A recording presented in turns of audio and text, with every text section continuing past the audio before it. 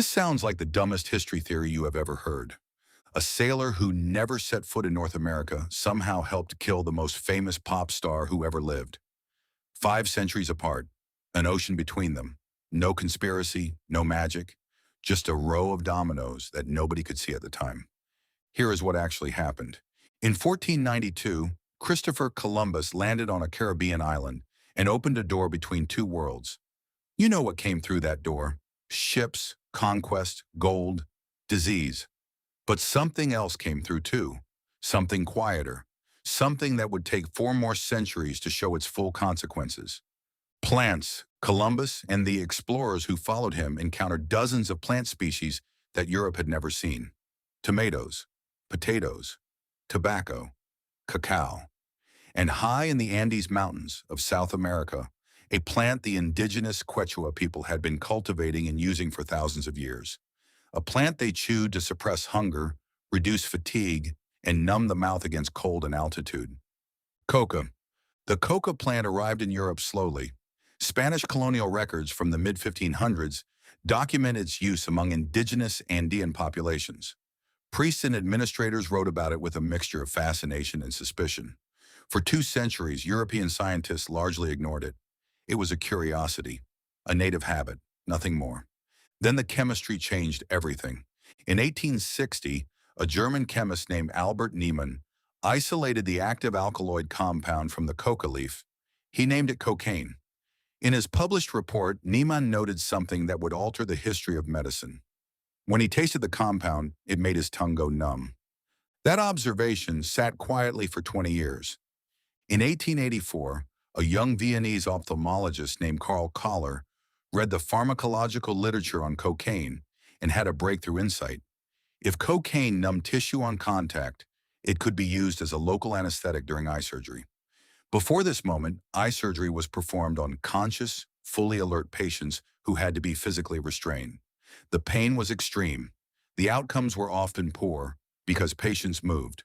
Koller tested cocaine solution on animal eyes, then on his own eye, then in a clinical setting. It worked. Koller presented his findings at the Heidelberg Ophthalmological Congress in September 1884. The reaction was immediate.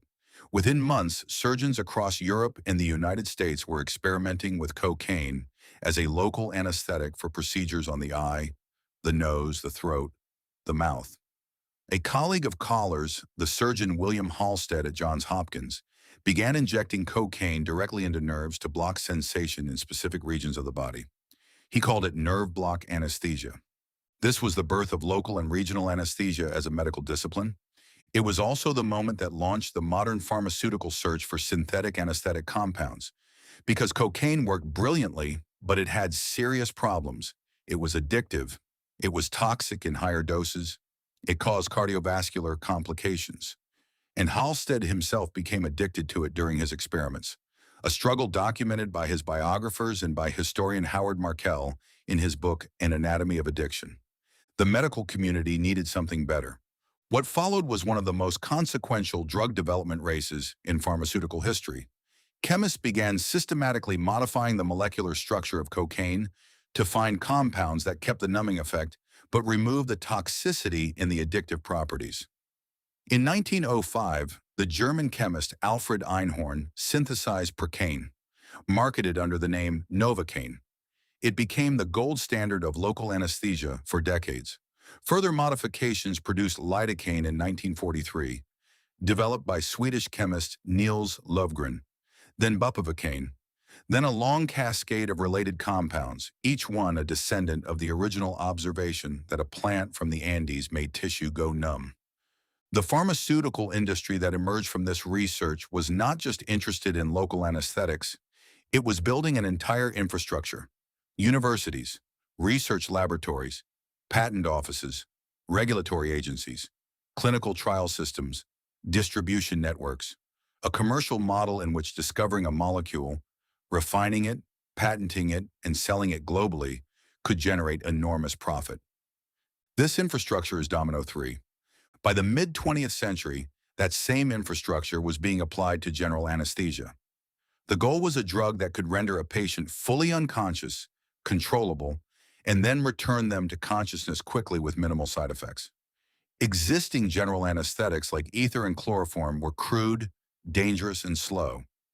In 1977, researchers at Imperial Chemical Industries in the United Kingdom synthesized a new compound, 2,6-diisopropylphenol. They named it propofol. It was fast-acting, smooth, and cleared the body quickly. Patients went under in seconds and woke up in minutes with little grogginess. The FDA approved it for clinical use in 1989. Anesthesiologists called it milk of amnesia, a reference to its milky white appearance and its near-perfect sedative properties. Propofol was a direct technological descendant of Carl Kahler's cocaine experiments in 1884.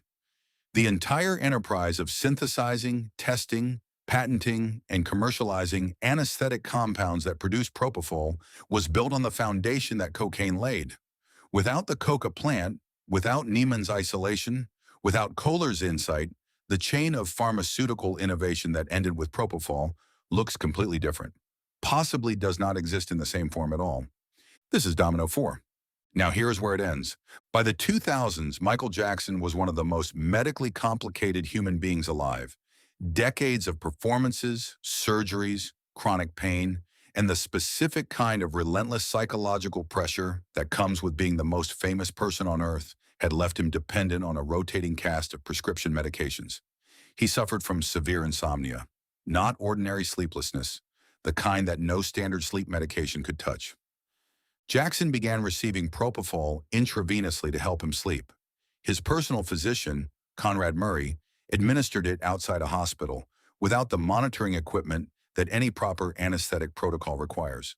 The drug was being used in a context it was never designed for, by a physician operating well outside the boundaries of legitimate medical practice. On June 25, 2009, Michael Jackson died. The Los Angeles County coroner ruled the cause of death acute propofol intoxication. Conrad Murray was convicted of involuntary manslaughter in 2011. Now trace every domino back to its source. A physician willing to use a powerful anesthetic outside a clinical setting, a drug, propofol, that existed because a century of pharmaceutical innovation had been building toward better and better anesthetic compounds. That innovation chain began with cocaine's local anesthetic properties.